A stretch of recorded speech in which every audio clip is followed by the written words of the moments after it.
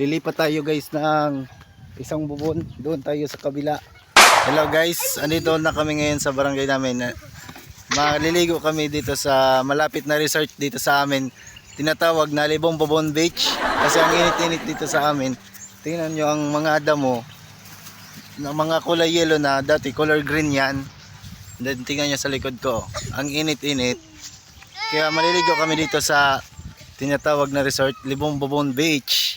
Tingnan nyo mamaya Libong Bubon Beach ni Nainol. Pupunta na kami dito sa Libong Bubon Beach resort to guys. Dinadayuan to ng mga dito sa amin.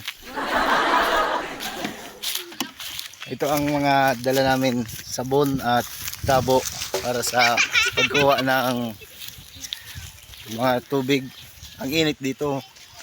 Ang init kasi doon sa bahay kaya pumunta na kami dito sa pinapaliguan namin. Kapag umuwi ako dito sa barangay namin, dito ako palagi naliligo kasi mapresko ang tubig dito sa Libong Bubon Beach.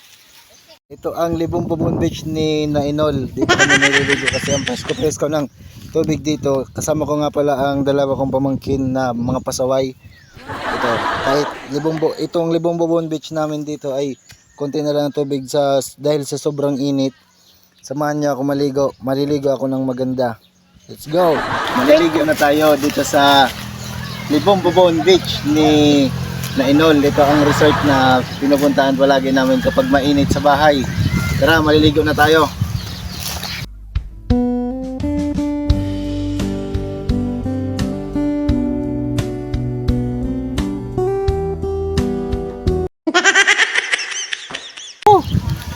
Sarap maligo nito. Sarap maligo.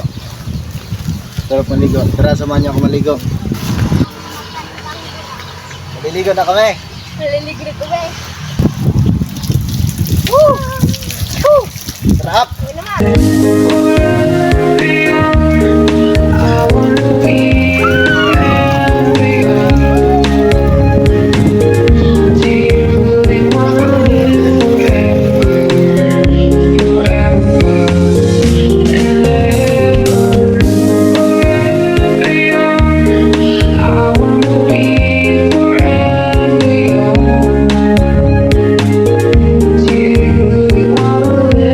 Dito guys, lilipat kami ng bubon dito kasi wala nang laman ng tubig ang bubon dyan.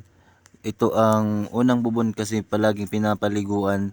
Ito ang pinakauna talagang Libong Bubon Beach ni Nainol at doon sa kabila ay pangalawa lang na bubon yon. Kaya lilipat kami doon kasi marami daw ang tubig. Dito kasi palaging ginagamit kaya ubos na ang tubig na sabay pa ng sobrang init sa panahon. Kaya madaling maubos ang mga tubig sa mga Libong Bubon Beach. Lilipat tayo guys ng isang bubon. Doon tayo sa kabila. Kasi ubos na ang tubig doon. Dito tayo maliligo kasi dito daw may tubig. Yeah! Oh! Ang init talaga. Ang sarap maligo.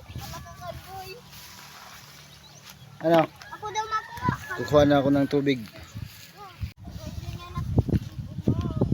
Dito na kami maliligo.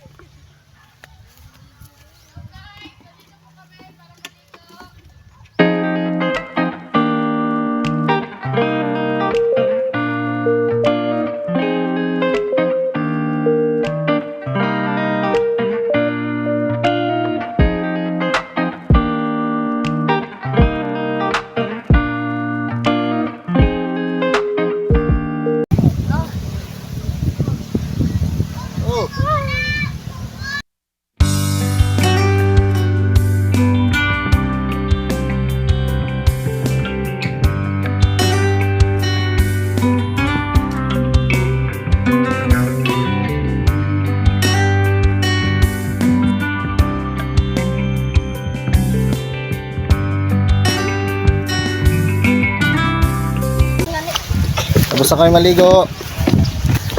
Pauwi na kami sa bahay.